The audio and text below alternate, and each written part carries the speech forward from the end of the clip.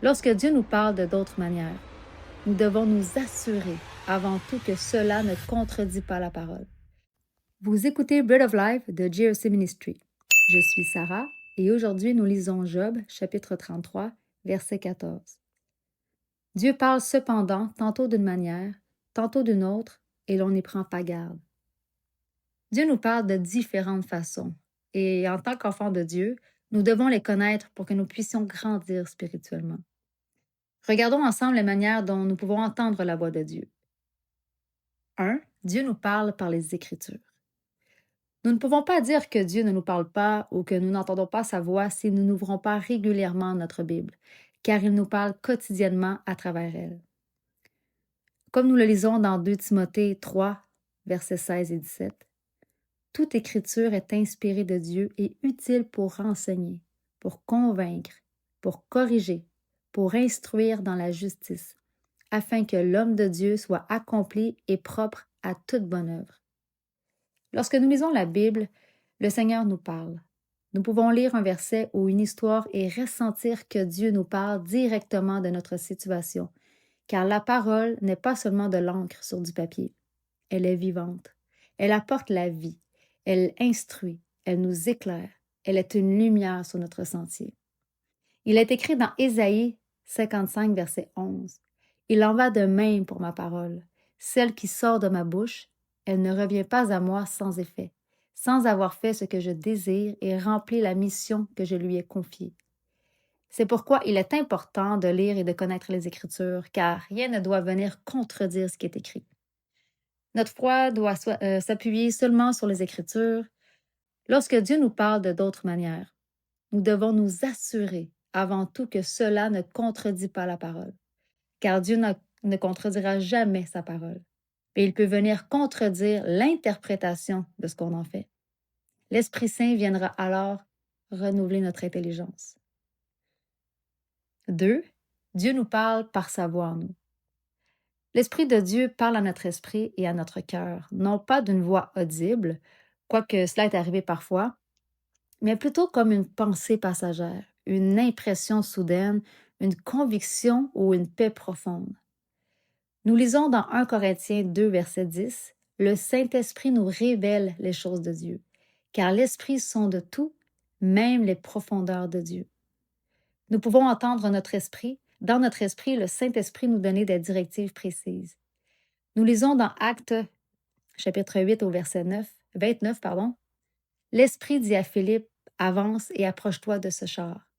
Dans Actes, chapitre 10, versets 19 et 20, comme Pierre était à réfléchir, l'Esprit lui dit, voici, 3 hommes te demandent, lève-toi, descends et pars avec eux.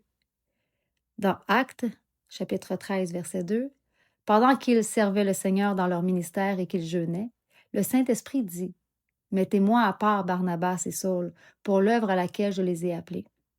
Il est important d'obéir à la voix de l'Esprit, car il nous conduit dans la vérité. 3. Dieu parle par des songes et des visions. Dans le livre de Joël, au chapitre 2, verset 28, il est écrit « Après cela, je répandrai mon esprit sur toute chair. Vos fils et vos filles prophétiseront.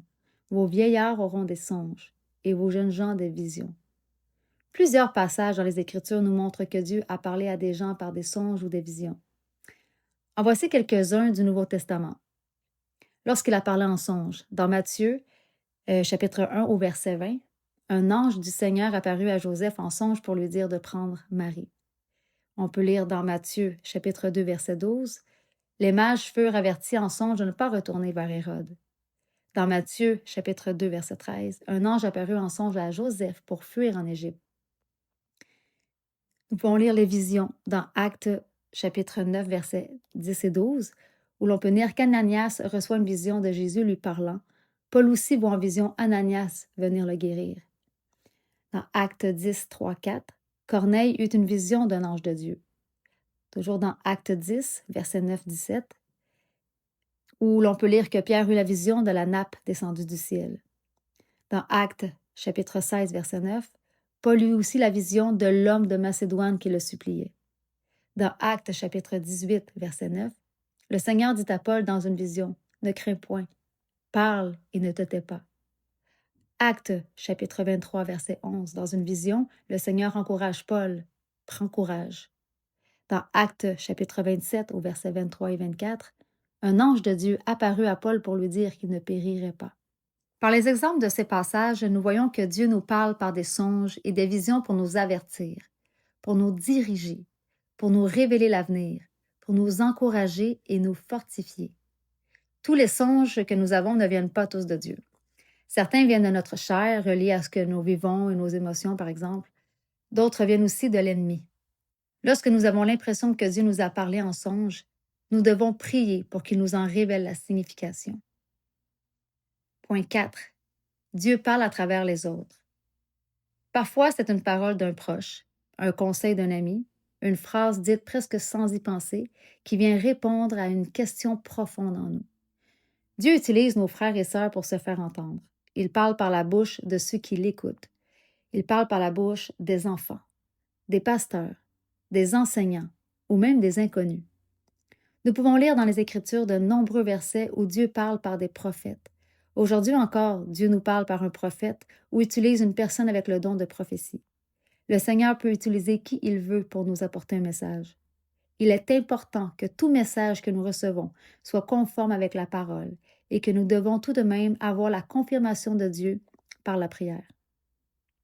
Point 4. Dieu parle par les circonstances.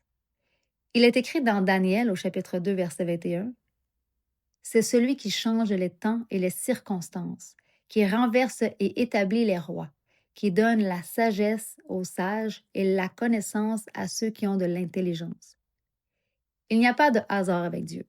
Le Seigneur peut utiliser les circonstances de notre vie comme des signes, comme une réussite, un changement soudain ou imprévu, une épreuve, une rencontre inattendue.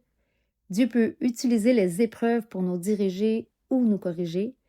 Dans le livre de Jonas, au chapitre 1, verset 4, nous lisons « L'Éternel fit souffler sur la mer un grand vent, et il s'élèvera une grande tempête pour ramener Jonas à sa mission. » Il peut ouvrir ou fermer des portes pour que nous avancions selon sa volonté. Dans Actes chapitre 16, verset 6, Dieu a fermé une porte à Paul et Timothée pour les empêcher d'annoncer la parole dans l'Asie. Dieu utilise aussi les signes dans la nature ou la vie quotidienne. Dans Luc, chapitre 21, au verset 11, Jésus parle de signes dans la nature et les circonstances comme des avertissements. Lorsque nous avons l'impression que Dieu nous parle par une circonstance, nous devons demander au Saint-Esprit le discernement afin de comprendre la volonté de Dieu et ce qu'il veut nous dire. Point 5. Dieu parle par des anges. Nous pouvons lire de nombreux versets dans la Bible où Dieu a utilisé des anges comme messagers pour parler, diriger, avertir ou encourager. Encore aujourd'hui, plusieurs témoignent avoir eu un message d'un ange envoyé de Dieu. Paul nous dit dans Hébreux, chapitre 1, verset 14, au sujet des anges.